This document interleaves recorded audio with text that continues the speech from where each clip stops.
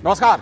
DD news पर आप देखना शुरू कर चुका हमारा खास प्रोग्राम। इस वक्त मैं हूं लाल चंद्र सिंह। आज के इस वक्त में हम देखेंगे कुछ ऐसी खबरें जिन पर चर्चा जरूरी है। ये चर्चा हम करेंगे अपने संवाददाताओं और खास मेहमानों के साथ। और आज सबसे पहले बात करेंगे कि बिहार और पश्चिम बंगाल को प्रधानमंत्री नरेंद्र मोदी ने कौन कौन सी सौगातें दी, और फिर बिहार में प्रधानमंत्री के दौरे से कैसे हलचल बढ़ गई है और नैरेटिव बनाम विकास।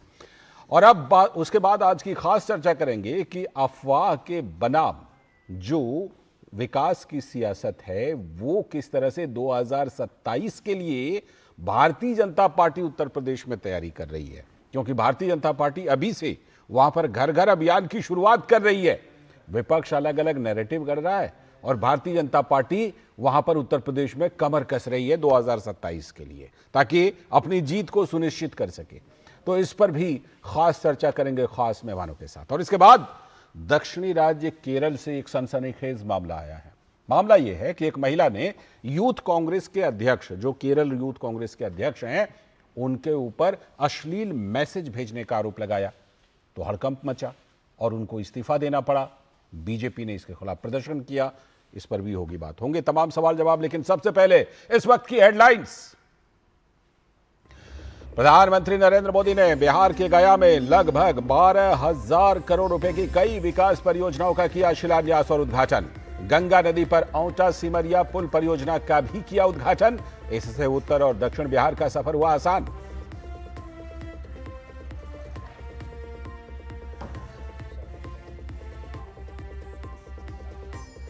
बिहार की धरती से 130वें संविधान संशोधन बिल पर प्रधानमंत्री का बड़ा बयान। कहा, डर से बौखला गए हैं विरोधी।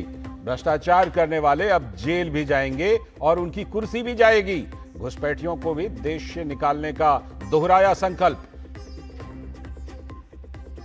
प्रधानमंत्री पश्चिम बंगाल की राजधानी कोलकाता में 5,200 करोड़ रुपए से भी अधिक की कई विकास परियोजनाओं का करेंगे शिलान्यास और उद्घाटन। साथ ही कोलकाता में नवनिर्मित खंडों पर मेट्रो ट्रेन सेवाओं को भी दिखाएंगे हरी झंडी। बिहार एसआईआर मामले पर सुप्रीम कोर्ट के तीखे सवाल। कहा, 1.68 लाख बीएलए और फिर भी अभी तक सिर्फ 2 आपत्तियां। सुप्रीम कोर्ट ने सभी 12 दलों को सुनवाई में बनाया पक्षकार। फॉर्म 6 या 11 दस्तावेजों से होगी प्रक्रिया। 8 सितंबर को होगी अब अगली सुनवाई। 2027 के विधानसभा चुनाव में अपनी जीत पक्की करने के लिए यूपी बीजेपी की घर घर अभियान की तैयारी। तो दूसरी तरफ विपक्ष अब तक सिर्फ नैरेटिव के ही भरोसे। और केरल में कांग्रेस नेता के अश्लील मैसेज पर बवाल। एक एक्ट्रेस की शिकायत पर यूथ कांग्रेस के अध्यक्ष को छोड़ना पड़ा अपना पद। मामला सामने आने पर बीजेपी का प्रदर्शन।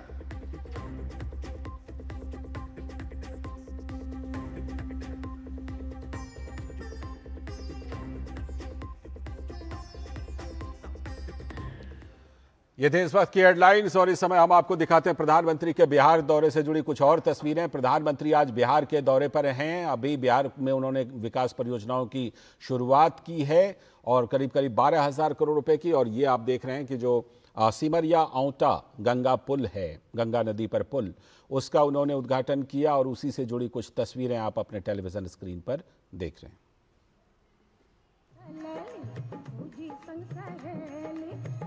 केला चलली भौजी संग सहेली हो भैया जीवा हो जुग जुग जिया समा केला चलली भौजी संग सहेली।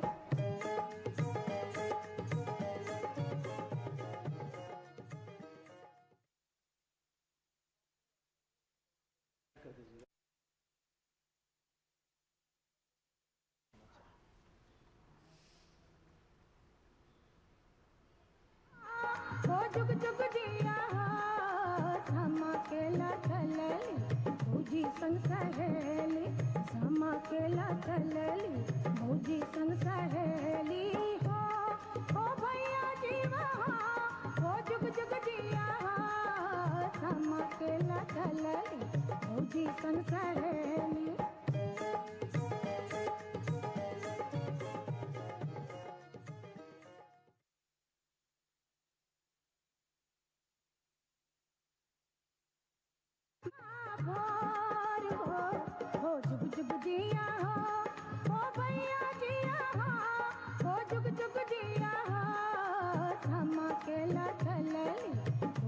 संग सहेली समा केला चलली भौजी संग सहेली हो भैया जी वहाँ हो जुग जुग जिया समा केला चलली भौजी संग सहेली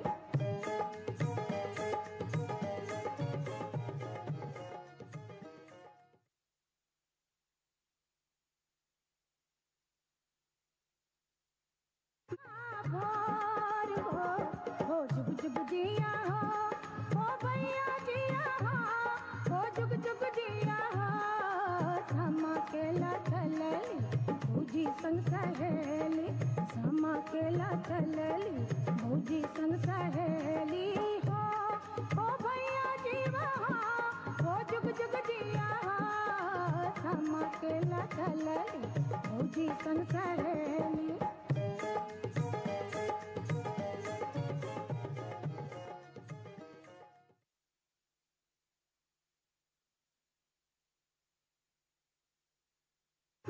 भोर हो जुग जुग जिया हो भैया जिया हो जुग जुग जिया समा केला चलली भौजी संग सहेली समा केला चलली भौजी संग सहेली हो भैया जी वहाँ हो जुग जुग जिया समा केला चलली भौजी संग सहेली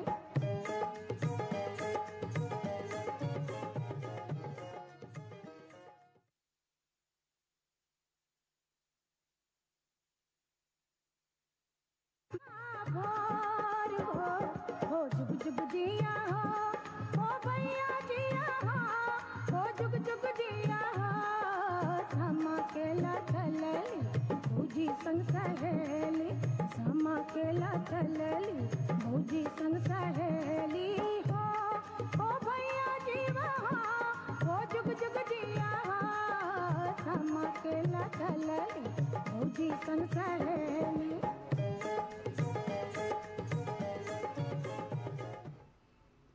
तो ये आप तस्वीरें देख रहे थे, खूबसूरत तस्वीरें, और उसके साथ में बिहार में जो वहाँ की छठ की गीत है वो भी, जिससे कि बिल्कुल बिहार की मिट्टी की खुशबू आती है, वो भी आप सुन रहे थे। तो प्रधानमंत्री नरेंद्र मोदी आज बिहार के दौरे पर थे, उन्होंने कई बड़ी सौगातें दी है, पश्चिम बंगाल के दौरे पर भी जाने वाले हैं, तो उसी की थोड़ी सी बात कर लेते हैं। प्रधानमंत्री का आज बिहार और पश्चिम बंगाल का दौरा है। प्रधानमंत्री नरेंद्र मोदी आज बिहार और पश्चिम बंगाल के दौरे पर गए हैं और दोनों राज्यों को प्रधानमंत्री मोदी की तरफ से विकास की कई बड़ी सौगातें मिल रही हैं। सबसे पहले पीएम ने बिहार में गया में लगभग 12,000 करोड़ रुपए की विकास परियोजनाओं का शिलान्यास और उद्घाटन किया। बिहार में पीएम ने गंगा नदी पर जो औंटा सिमरिया पुल परियोजना है उसका भी उद्घाटन किया, उसी की तस्वीरें आप देख भी रहे थे अभी। गंगा नदी पर बने इस पुल से उत्तर और दक्षिण बिहार का सफर अब बहुत आसान हो गया। साथ ही बिहार से 130वें संविधान संशोधन बिल पर प्रधानमंत्री ने बड़ा बयान दिया। पीएम ने कहा, डर से बौखला गए हैं विरोधी, भ्रष्टाचार करने वाले अब जेल भी जाएंगे और उनकी कुर्सी भी साथ में जाएगी। साथ ही प्रधानमंत्री ने घुसपैठियों को देश से निकालने का फिर से संकल्प दोहराया। लाल किले से भी उन्होंने संकल्प दोहराया था। पीएम मोदी के बिहार दौरे से राज्य की राजनीति में हलचल बढ़ गई है। विपक्ष के नैरेटिव के सामने पीएम मोदी की यह विकास की बड़ी लकीर खींचने की कोशिश। प्रधानमंत्री नरेंद्र मोदी ने विकास को मुद्दा बनाकर महागठबंधन को घेरा और इस बीच विपक्ष के वोटर लिस्ट वाले नैरेटिव की लगातार हवा भी निकल रही है। रंजू देवी महिला तो आपको याद है ही, उनके बाद एक और व्यक्ति सामने आ गया है कैमरे के सामने। रंजू देवी की ही तरह ये भी कह रहे हैं कि इनको भी एसआईआर से कोई दिक्कत नहीं है, लेकिन कांग्रेस के कार्यकर्ताओं ने इनको भी रंजू देवी की ही तरह पहले बयान दिलवा दिया था कि इनको दिक्कत है। तो बिहार में लगातार पकड़े जा रहे हैं इस तरह के झूठ और चुनाव आयोग ला रहा है सच्चाई को सामने। इसमें सुप्रीम कोर्ट ने भी एसआईआर के खिलाफ याचिका पर बड़ी बात कह दी। सुप्रीम कोर्ट ने सवाल किया कि 1.68 लाख बीएलए हैं और अभी तक सिर्फ 2 आपत्ति लेकर आए हैं। आज प्रधानमंत्री बिहार के बाद पश्चिम बंगाल भी जाने वाले हैं। वहां कोलकाता में 5,200 करोड़ रुपए से भी अधिक की विकास परियोजनाओं का उद्घाटन और शिलान्यास करेंगे। साथ ही कोलकाता में नवनिर्मित खंडों पर मेट्रो ट्रेन सेवाओं को भी हरी झंडी दिखाएंगे। और पश्चिम बंगाल दौरे से पहले पीएम ने जो पश्चिम बंगाल बीजेपी के कार्यकर्ता हैं उनसे बात भी की है। तो प्रधानमंत्री पहले बिहार में थे और वहां पर उन्होंने कहा कि लालटेन के राज में बिहार की बहुत दुर्दशा हुई थी। आप याद करिए, लालटेन राज में यहां कैसी दुर्दशा थी। लालटेन राज में एक क्षेत्र लाल आतंक से जकड़ा हुआ था। माओवादियों की वजह से शाम के बाद कहीं आना जाना मुश्किल था। गया जी जैसे शहर लालटेन राज में अंधेरे में डूबे रहते थे। हजारों गांव ऐसे थे जहां बिजली के खंभे तक नहीं पहुंचे थे। लालटेन वालों ने पूरे बिहार के भविष्य को अंधेरे में धकेल दिया था। न शिक्षा थी, न रोजगार था। बिहार की कितनी पीढ़ियों को इन लोगों ने बिहार से पलायन के लिए मजबूर कर दिया था। साथियों, बिहार के लोगों को आरजेडी और उनके साथी सिर्फ अपना वोट बैंक मानते हैं। उन्हें गरीब के सुख दुख, गरीब के मान सम्मान से कोई मतलब नहीं है। प्रधानमंत्री ने विकास का मुद्दा उठाया कि वो विकास की तस्वीरें खींच रहे हैं, जबकि उसके पहले क्या कुछ हुआ था जब लालटेन का युग था। लेकिन विपक्ष जो है वो नैरेटिव के सहारे है। राहुल गांधी वो भी बिहार के दौरे पर इन दिनों हैं, तो उन्होंने बीजेपी पर गंभीर आरोप लगाए। सुनिए। So for some time now, there has been suspicion among the public based on a couple of points. Anti-incumbency is something that hits every single party in every single democracy. But for some reason, the BJP is the only party in a democratic framework that basically does not suffer this idea of anti-incumbency. That was the first thing. लेकिन बिहार में जो ये राजनीति चल रही है उसकी सच्चाई भी लगातार सामने आ रही है। लगातार सामने आ रही है कि राहुल गांधी के सामने किसी को लाया जाता है, वहां कुछ और कहते हैं, बाद में सच्चाई कुछ और निकलती है। जरा देखिए ये भी। यार नाम सुना है जी सर, है क्या ये? गरीब लोग जो है ना सर, जो पढ़े शिक्षित लोग नहीं है, क्लियर है कि उसका वोट में नाम, वोटर लिस्ट से नाम काट दिया जाएगा सर। अब आने वाला दिन में क्या है ना सर, जो गरीब तबके के लोग हैं उनको वोट देने का अधिकार छीन लिया जाएगा। बिल्कुल यही हो रहा है। मेरा नाम अमन कुमार, पिता ईश्वरी रेगट, घर किरात। मेरा वोटर लिस्ट में नाम जुड़ा हुआ है, कुछ अभाव के कारण हमने देख नहीं पाया, इसलिए मैंने बोल दिया। मेरा नाम वोटर लिस्ट में है, इसमें से कोई आपत्ति नहीं है। ये मेरा वोटर लिस्ट में नाम है, मैं इससे संतुष्ट हूँ। लगातार इस तरह के मामले सामने आ रहे हैं। पहले रंजू देवी का मामला आया था, अभी आपने नया ताज़ा मामला देखा। इसे पर बात करने के लिए हमारे साथ हमारे सलाहकार संपादक विनोद मिश्र जी यहीं पर स्टूडियो में हैं, उनसे ज़रा चर्चा करते हैं। विनोद जी, एक तो सबसे पहली बात कि नैरेटिव के बरक्स प्रधानमंत्री के विकास की बड़ी बड़ी लकीरें, और उस नैरेटिव में भी कैसे कैसे ये मामले सामने आ रहे हैं जो अभी हमने दिखाया। पहले रंजू देवी का भी आया था। लालजी, पीएम बिहार के दौरे पे हैं और इसके बाद थोड़ी देर के बाद पश्चिम बंगाल जाएंगे, तो जाहिर सी बात है कि बिहार में इस साल चुनाव होने हैं, पश्चिम बंगाल में अगले साल चुनाव होने हैं। तो पीएम की ये जो विकास की परियोजनाएं हैं, और आज जो बिहार में उन्होंने सौगात दिया है, जिस सिमरिया पुल का अभी दिखा रहे थे आप, वो विजुअल को आप जब देख रहे थे, तो आप ये देखिए कि 3.5 करोड़ की मिथिला का वो पूरा इलाका है, जिसमें एकमात्र सिमरिया पुल का जो एक कनेक्शन था, जो उत्तर बिहार और दक्षिण बिहार को जोड़ने वाला था। पुल 40-50 साल के हुए जर्जर हालत में ये पुल थी, लेकिन आज उस बिहार में आप देखिए कि 6th लेन का जो ये पुल बना है, और वो जो एक कनेक्टिविटी का एक संकल्प दिखाया है लोगों का, उससे इस लोगों में, यहाँ के लोगों में उत्साह देखिए कि लालजी ये पूरे उस इलाके की एक तस्वीर बदलने वाली है। और तस्वीर में जब ये इस बात को कहता हूँ कि लोग इस बात को जानने रहे हैं कि विकास जो है बिहार में कैसे एक प्रायोरिटी लिस्ट में आ गया है।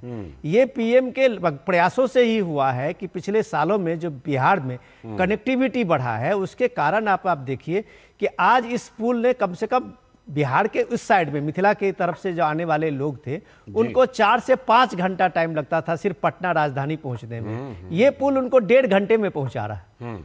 तो आप देखिए कि लोग इस बात को जान रहे हैं कि उनके घर के नज़दीक, उनके डोर स्टेप पे, उनके गांव में, उनके गलियों में, उनके खेत में, उनके चौराहे पे हर जगह जो इंफ्रास्ट्रक्चर डेवलपमेंट है, वो इंफ्रास्ट्रक्चर डेवलपमेंट आज बिहार को उस बीमार बिहार से कहीं दूर लेके चला गया है और उसको एक सशक्त और विकसित बिहार का एक ख्वाब दिखाया है।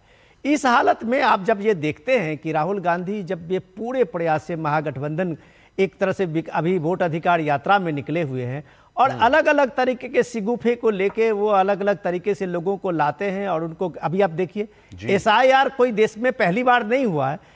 इतनी बार एसआईआर के बाद अगर आप एक एसआईआर के का मतलब लोगों से पूछ रहे हैं कि एसआईआर का मतलब क्या है और लोगों को पूछ रहे हैं कि एसआईआर का मतलब होता है कि गरीब लोगों का, अशिक्षित लोगों का वोट काटे जाना, तो उसी का औरंगाबाद डीएम ने अभी वेरीफाई करके दिया, अभी तुरंत किए हैं। राहुल गांधी ने कल औरंगाबाद में इस बंदे का, इस व्यक्ति का लिया था और उसके अपने सोशल मीडिया पे अपलोड कराया था। आज औरंगाबाद के डिस्ट्रिक्ट मजिस्ट्रेट ने उसी बंदे का ये बाइट वहां पे डाला है उसके वोटर आईडी के साथ कि इस का ऑलरेडी मौजूद है, लेकिन आप उससे क्या कहलवा रहे हैं लोगों के बीच में कि इसको एसआईआर, ये गरीब है, अशिक्षित है, इसलिए इसको हटा दिया गया है।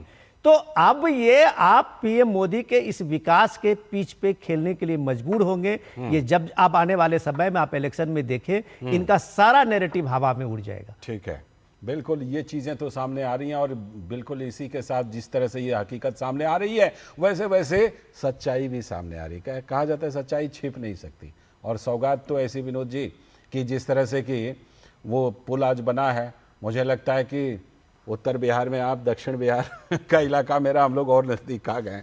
बहुत बहुत शुक्रिया, लेकिन अभी बने रहिएगा क्योंकि आज हम लोग खास चर्चा भी करने वाले हैं इसी नैरेटिव को लेकर के कि एक तरफ ये नैरेटिव चलती रहती है और दूसरी तरफ उत्तर प्रदेश में बीजेपी अभी से तैयारी कर रही है। इस पर खास चर्चा करेंगे खास मेहमानों के साथ। अभी वक्त है छोटे से ब्रेक का।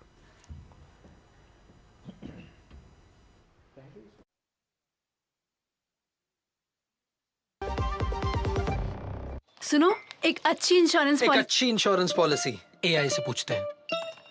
एक ऐसी पॉलिसी जिसमें प्रीमियम पेमेंट हो लिमिटेड पर इनकम आती रहे लाइफ टाइम। LIC का जीवन उत्सव। एक ऐसी पॉलिसी जो दे होल लाइफ इंश्योरेंस कवर भी। LIC का जीवन उत्सव। वाओ, चलो तो LIC की जीवन उत्सव पॉलिसी ही लेते हैं। मैं भी तुमसे यही कह रही थी, LIC का जीवन उत्सव। लाइफ टाइम सेलिब्रेशन मनाइए LIC के जीवन उत्सव के साथ, फ्यूचर सेट है। मेरी पसंद, मेरी पसंद, मेरी पसंद, मेरी पसंद, हमारी पसंद, हम सबकी पसंद। मजबूत देश का मजबूत सरिया हो गया स्टील।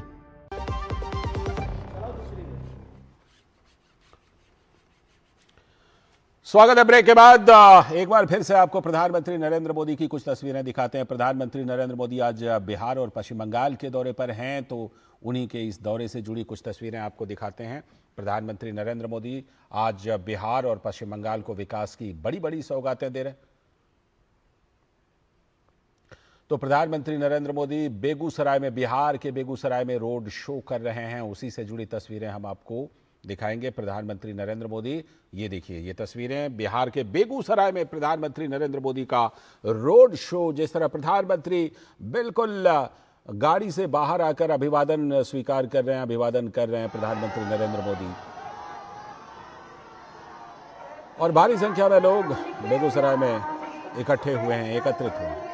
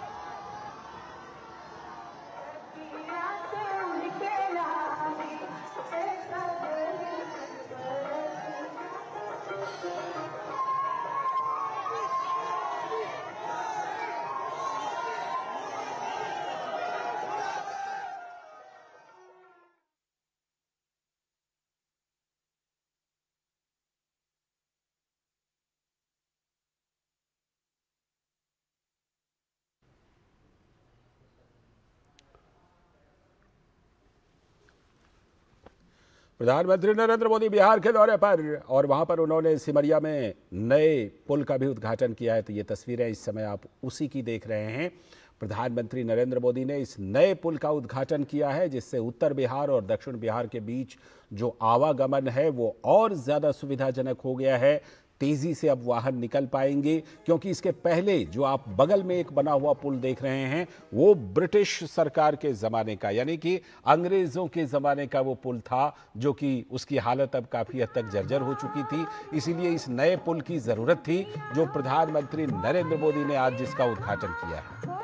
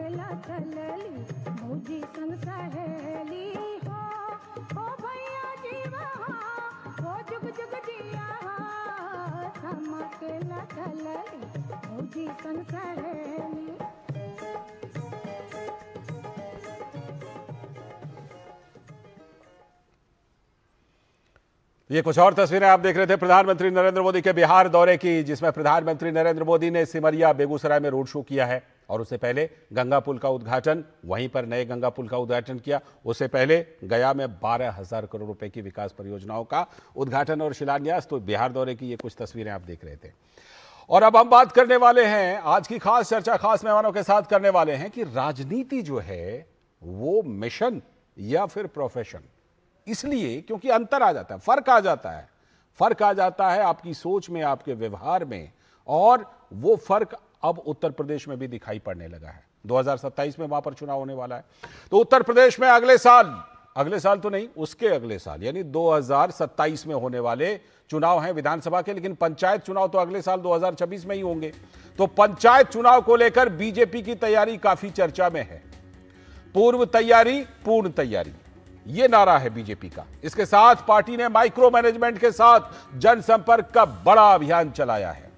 पार्टी 2026 के पंचायत चुनाव को 2027 के विधानसभा चुनाव का सेमीफाइनल मान रही है। लेकिन उधर विपक्षी दल, सब खासतौर पर समाजवादी पार्टी, अपने पीडीए को लेकर उत्साहित है और उत्तर प्रदेश में बीजेपी को हराने का इसी को मूल मंत्र मान रही है। तो सपा के सोशल मीडिया हैंडल से प्रचार संगठन को मजबूती देने का सबसे कारगर उपाय यही पीडीए ही बन गया है। रंग लगे ना फिटकरी, रंग चोखा ही चोखा, यानी कि जनसंपर्क बीजेपी करे, लेकिन जीत का दावा कांग्रेस और सपा कर रही है। और कांग्रेस नेता राहुल गांधी को सबसे ज्यादा भरोसा बीजेपी शासित राज्यों के एंटी इनकम्बेंसी पर है। उनकी चिंता यह है कि बीजेपी के खिलाफ एंटी इनकम्बेंसी काम क्यों नहीं करती है। साल 2024 में उनका संविधान खतरे वाला, लोकतंत्र खतरे वाला एंटी इनकम्बेंसी को हवा देने की योजना थी उस नैरेटिव के जरिए, लेकिन काम बना नहीं। अब राहुल गांधी और उनके गठबंधन ने ईवीएम पर ठीकरा फोड़ने के बजाय सीधे चुनाव आयोग को निशाना बना लिया है। 24/7 काम करने वाली बीजेपी को क्या सिर्फ स्लोगन और भ्रम फैलाकर हराया जा सकता है क्या? यह बड़ा सवाल है और इंडी गठबंधन के लिए यही सबसे बड़ी चुनौती भी है। उत्तर प्रदेश में बीजेपी लगातार दूसरी बार सरकार बनाने में कामयाब हुई थी साल 2022 में, तो पीएम मोदी के नेतृत्व में एनडीए तीसरी बार सत्ता में केंद्र में भी लौटी है। कांग्रेस पार्टी खासकर राहुल गांधी के लिए यह कामयाबी असहज करने वाली है, लेकिन इस देश में लोगों ने कई राज्यों में एंटी इनकम्बेंसी को कई बार नकारा भी है। इसके कई उदाहरण हैं। साल 1977 तक कांग्रेस पार्टी केंद्र और राज्यों में लगातार लगभग बनी ही रही थी। कभी किसी विपक्ष ने रोना नहीं रोया कि गड़बड़ी हुई है इसीलिए एंटी इनकम्बेंसी काम नहीं करा। सबने जनादेश का सम्मान ही किया। नवीन पटनायक, ममता बनर्जी लगातार चुनाव जीतते रहे। सीपीएम ने तो 33 सालों तक पश्चिम बंगाल पर राज किया। कभी किसी ने यह सवाल नहीं किया कि एंटी इनकम्बेंसी काम क्यों नहीं कर रहा। बीजेपी ने वर्षों के प्रयास से त्रिपुरा के वामपंथी सरकार को उखाड़ फेंका, पूर्वोत्तर के राज्यों में परचम लहरा दिया। यह संभव इसलिए हुआ क्योंकि संगठन ने राजनीति को मिशन माना, प्रोफेशन नहीं।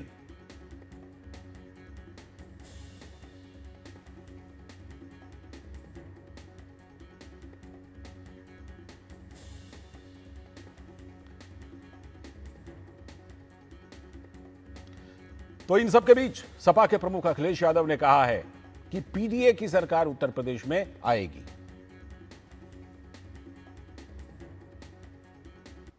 भारतीय जनता पार्टी जो कहेगी वो इलेक्शन कमीशन करेगा। उन्हें डर है कि बाई इलेक्शन में जिस तरीके से पुलिस ने प्राइवेट ड्रेस में वोट डाला है, वो जानकारी जनता को मिल जाएगी, वो आइडेंटिफाई हो जाएंगे लोग कि वोट किसने डाला है। अब जरा राहुल गांधी नेता प्रतिपक्ष लोकसभा में है, उनकी चिंता दिखाते हैं। उनको लगता है कि ये एंटी इनकम्बेंसी बीजेपी के खिलाफ काम क्यों नहीं कर रही है। सुनिए जरा उनको। So for some time now, there has been suspicion among the public based on a couple of points. Anti-incumbency is something that hits every single party in every single democracy. But for some reason, the BJP is the only party in a democratic framework that basically does not suffer this idea of anti-incumbency. That was the first thing. तो राहुल गांधी की बात आपने सुन ली। इसके पहले अखिलेश यादव की भी बात सुनी थी। तो अखिलेश यादव को ओम प्रकाश राजभर ने जवाब दिया और निशाना साधते हुए कहा कि पीडीए की सच्चाई से सब अवगत हो चुके हैं। देखिए, समाजवादी पार्टी को सच सुनने की आदत नहीं है। सदन के अंदर मैं भी था, पूजा पाल जी ने तो सिर्फ यही कहा था कि हमारे पति के हत्यारे जो थे, मैं न्याय के लिए दर दर भटकती रही, अगर मुझे न्याय मिला तो योगी जी की सरकार में न्याय मिला। तो उन्होंने सच बात सदन में बोली। लेकिन समाजवादी पार्टी अति पिछड़ा विरोधी है, महिला विरोधी है। अब वो जिस पोस्ट पर लिख रहे हैं कि हम पीडीए की सरकार बनाएंगे, तो पीडीए में पहले तो वो साबित करें कि है कौन पीडीए में। पीडीए की परिभाषा उन्हीं के लोग पढ़ा रहे हैं, पीडीए की परिभाषा देख रहे हैं, पीडीए पाठशाला चला रहे हैं। ये सब चल रहा है, लेकिन बीजेपी एक अलग लेवल पर चल रही है, क्योंकि बीजेपी तैयारी में जुटी हुई है। यूपी बीजेपी के नेता संजय चौधरी ने कहा कि बूथ लेवल पर बीजेपी की तैयारी अच्छी चल रही है। वोटर लिस्ट पर भी भारतीय जनता पार्टी ने अपने अभियान का प्रारंभ कर दिया है। पंचायत चुनाव को लेकर भी संगठन को दुरुस्त करने का काम चालू है और महामंत्री संगठन इसको लेकर क्षेत्र के अनुसार दौरा कर रहे हैं। वोटर लिस्ट में हर राजनीतिक दल को बूथ पर बीएलए नियुक्त करने का अधिकार है। हर राजनीतिक दल बूथ पर बीएलए नियुक्त करता है। भारतीय जनता पार्टी इसे नियुक्त कर चुकी है और वोटर को बढ़ाने और उनके पुनरीक्षण के अभियान में भी सतत सक्रियता से काम कर रही है। देख रहे हैं ना, ये बात है मिशन और प्रोफेशन की, जिसकी हम चर्चा कर रहे थे। ऐसा लगता है कि बीजेपी मिशन में लग चुकी है बिल्कुल और तैयारी कर रही है। बाकी इधर आरोप प्रत्यारोप का खेल चल रहा है। इसे पर आज खास चर्चा के लिए हमारे साथ जुड़ रहे हैं खास मेहमान भी। साथ में हमारे स्टूडियो में ही साथ में आए हुए हैं एसएन सिंह जी, भारतीय जनता पार्टी के प्रवक्ता। बहुत बहुत स्वागत है एसएन सिंह जी आपका इस चर्चा में। संदीप त्रिपाठी जी भी हमारे साथ जुड़ गए हैं, कांग्रेस के नेता। बहुत बहुत स्वागत संदीप त्रिपाठी जी। और हमारे सलाहकार संपादक विनोद मिश्र जी भी हमारे साथ बने हुए हैं। तो विनोद जी से जरा चर्चा को विस्तार दे देता हूँ। विनोद जी, ये मतलब जिसे हम मिशन और प्रोफेशन कि राजनीति को एक मिशन की तरह कैसे लिया जाए और उस पर कैसे सोच, उस पर काम करने की बात, उस पर कैसे व्यवहार किया जाए, ये भारतीय जनता पार्टी लगातार दिखाती रही है। और क्या यहीं से ये चिंता उपजती है क्या कि एंटी इनकम्बेंसी आखिर बीजेपी के खिलाफ काम करती क्यों नहीं है? क्योंकि ये चीज जो बीजेपी ने कर रखी है, क्या यही वो राहुल जी के सवाल का ये जवाब है? राहुल गांधी के सवाल का यही जवाब है बीजेपी का? लाल जी, पिछले साल 27 साल के बाद दिल्ली में जब बीजेपी आई थी तो यह बात सबको चौंकाने वाली थी। राहुल गांधी अगर चौंकते तो शायद उनको अच्छा होता, क्योंकि जिस एंटी इनकम्बेंसी की बात करके वो पावर पॉइंट प्रेजेंटेशन दे रहे थे माननीय सांसदों के सामने में, वो ये कह रहे थे कि ये बीजेपी के खिलाफ कहीं पे एंटी इनकम्बेंसी काम क्यों नहीं करते। तो वो ये मान रहे थे कि इसमें कुछ गड़बड़ी है, झोल है, इसलिए काम नहीं कर रही है। अब ये सवाल है कि तीसरी बार जब पीएम मोदी लौटे हैं तो वो ये बात, इस बात को सहजता से स्वीकार करने में और जनादेश को मानने के बजाय वो वोट चोरी और क्या क्या अला बला सब ये आरोप लगाते हैं। तो वो सीधे सीधे जनादेश का अपमान करते हैं।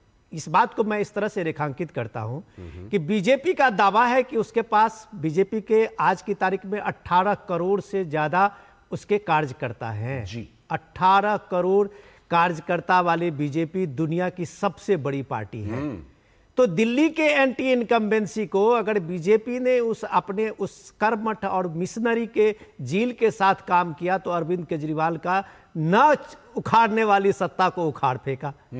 तो बीजेपी के इस तरह की चीजें का मिशन को आप समझ के बगैर और समझने के बावजूद अगर आप बिहार के आज चुनाव में सीधे सीधे भ्रामक प्रचार पे तुले हुए हैं और लोगों को बता रहे हैं कि ये एंटी इनकम्बेंसी इसलिए काम नहीं कर रहा है क्योंकि ये वोट चोरी हो रही है, तो जाहिर सी बात है कि आप यहां अपने संगठन को लेके जो बीजेपी ने आज उत्तर प्रदेश में आपको दिखाया है कि एक साल बाद पंचायत के चुनाव हैं, उसको सेमीफाइनल मान के 2027 के चुनाव का उसने सेमीफाइनल मान के तैयारी शुरू की है। आप वहां कहां हैं? तो आप कहीं नहीं हैं। बिल्कुल। संदीप जी, जरा ये बताइए कि जब कांग्रेस जो है करीब करीब 5.5-6 दशक तक सत्ता में रही है और जाहिर सी बात है कि कई राज्यों में और केंद्र में कई बार रिपीट सरकार आई है, तो उस समय अगर एंटी इनकम्बेंसी काम नहीं किया तो इस समय बीजेपी के खिलाफ करे ही करे, इसकी क्या गारंटी है कि भाई करना ही चाहिए? उस समय भले नहीं किया, एक तो ये बात। और दूसरी बात वही वाली बात कि बीजेपी, क्या इसमें आपको कुछ समाधान या सवाल का जवाब मिल रहा है जो बीजेपी इस तरह का मिशन चलाती है कि बीजेपी कहीं ना कहीं इस तरह से इसको करती है ताकि एंटी इनकम्बेंसी काम ना करे? तो क्या आपको अपने सवालों के जवाब मिल रहे हैं क्या? अब देखिए सर, पहली बात तो एंटी इनकम्बेंसी की बात कर रहे हैं और जो 55 साल की शासन की बात कर रहे हैं, दोनों विरोधाभासी हैं। 55 साल तक हम लगातार शासन कभी नहीं किया। मैंने भी बोला कि नहीं, लगातार मैंने नहीं बोला, मैंने कहा कई राज्यों में और केंद्र में लगातार सरकारें आई हैं जी। तो हम लगातार चुनाव बीच बीच में हारते रहे, उस एंटी इनकम्बेंसी का शिकार बिल्कुल होते रहे, इसमें कोई दो राय नहीं है। ये स्वाभाविक प्रक्रिया है। इसको अगर स्वाभाविक से अस्वाभाविक चीजें होने लगती हैं तब बातें होती हैं। ये बात क्यों कह रहे हैं? अभी उत्तर प्रदेश के संगठन की बात कर रहे हैं सर। उत्तर प्रदेश में इनके पहले, ये तो आज आके जो है बयान दे रहे हैं, जमीन पर अभी कुछ नहीं हो रहा। उत्तर प्रदेश का रहने वाला हूँ। हमारे यहाँ संगठन सृजन अभियान तो कितने महीनों से चल रहा है। 1 मिनट के लिए आपको रोकता हूँ, 1 मिनट के लिए आपको रोकता हूँ। थोड़ा सा मुझे ऊपर प्रोड्यूसर से रिक्वेस्ट करना। प्रोड्यूसर जरा एसएन सिंह जी को स्क्रीन पर लाइए। एसएन सिंह जी को स्क्रीन पर लाइए, भारतीय जनता पार्टी के प्रवक्ता को।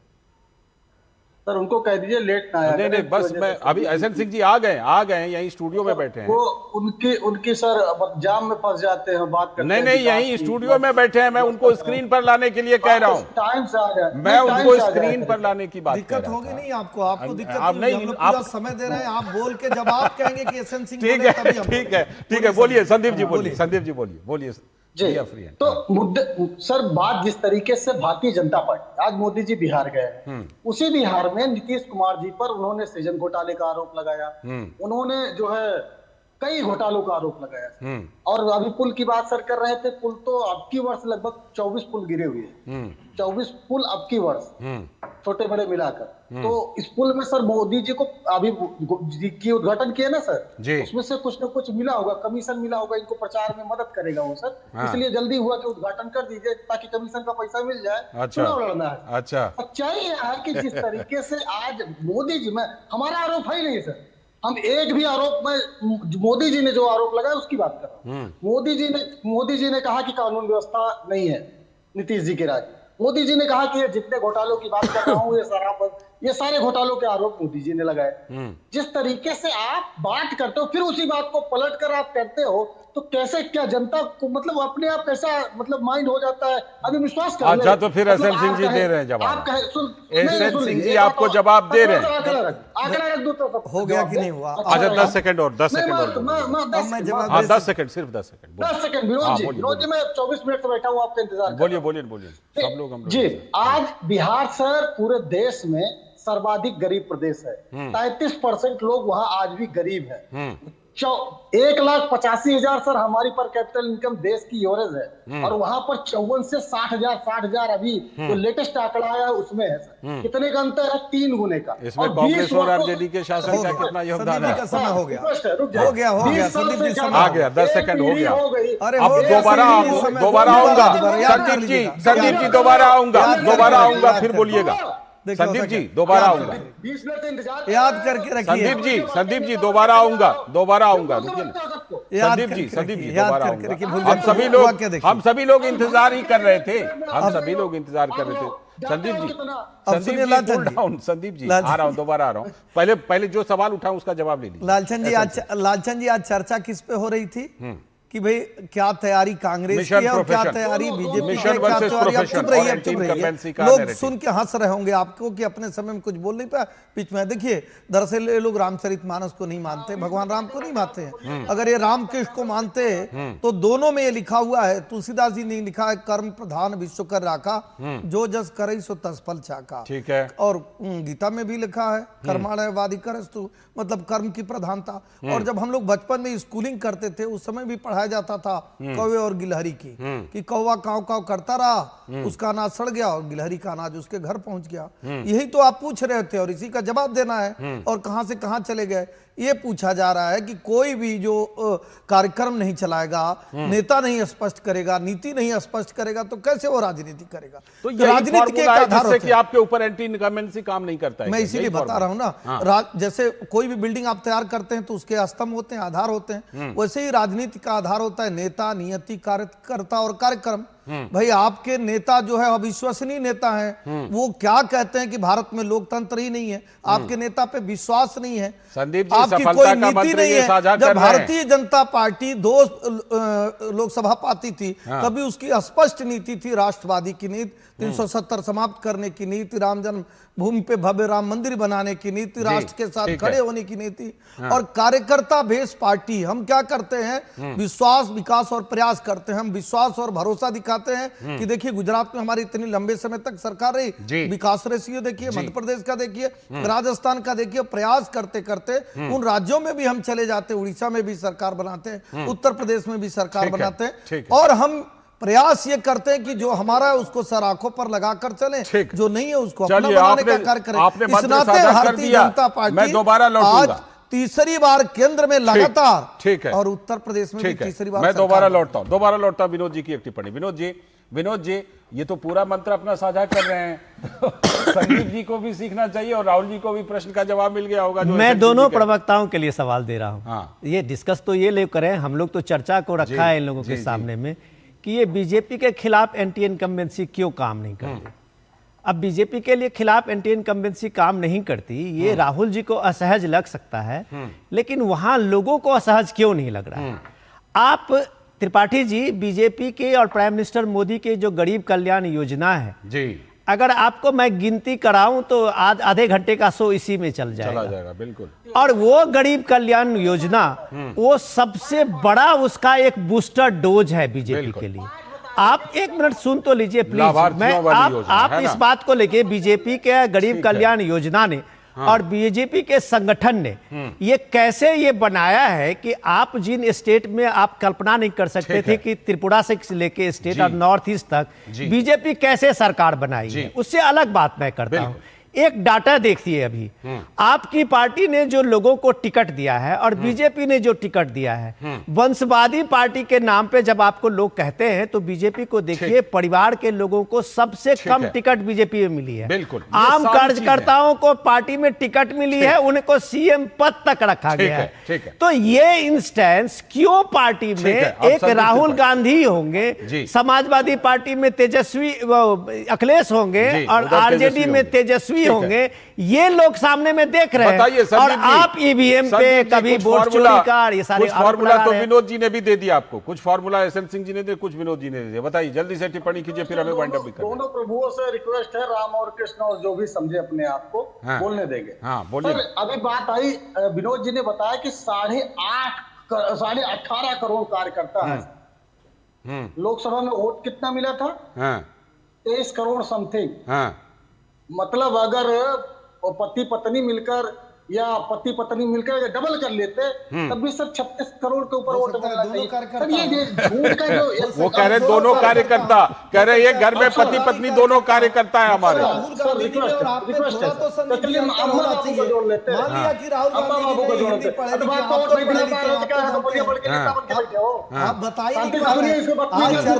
अच्छा, क्योंकि समय की कमी है, समय की कमी है, समय की कमी है, आज देर से हम लोग शुरू करते हैं, समय की कमी है। जल्दी से नहीं बोलने नहीं देते, ये क्या तरीका है सर? अच्छा बोलिए, जल्दी से बोलिए। सर सिर्फ मैं ये कहना चाहता हूं कि 2012 में भारतीय जनता पार्टी को 12% से कम वोट मिला। ठीक है। क्या संगठन आपका तब कमजोर था? ठीक है, क्या चलिए। और संगठन आरएसएस नहीं था या और सब नहीं था? होता सर क्या है कि एक लाइन का जवाब फिर मुझे वाइंड अप करना है। एक लाइन का जवाब एसएन सिंह जी, एक लाइन का जवाब, फिर चर्चा को समाप्त करना है। जल्दी से एक लाइन का जवाब, नहीं करता है। 1 मिनट अब रुक जाइएगा। लगता है कि कोई भी सरकार हमारे हित में कार्य कर रही है, जनता के हित में कार्य कर रही है, ठीक है, जनता उस सरकार के साथ खड़ी रहती है। इसी के साथ आज की चर्चा को, जनता का भरोसा है, ठीक है, जनता का भरोसा, लोकतंत्र में जनता का भरोसा ही तो सबसे बड़ी बात है। ठीक है, चलिए, फिलहाल बहुत बहुत शुक्रिया एसएन सिंह जी आने के लिए और चर्चा में हिस्सा लेने के लिए। संदीप जी आपका भी शुक्रिया और विनोद जी आपका भी शुक्रिया। और आज के इस वक्त में इतना ही। फिलहाल पूरी टीम को दीजिए अनुमति। नमस्कार।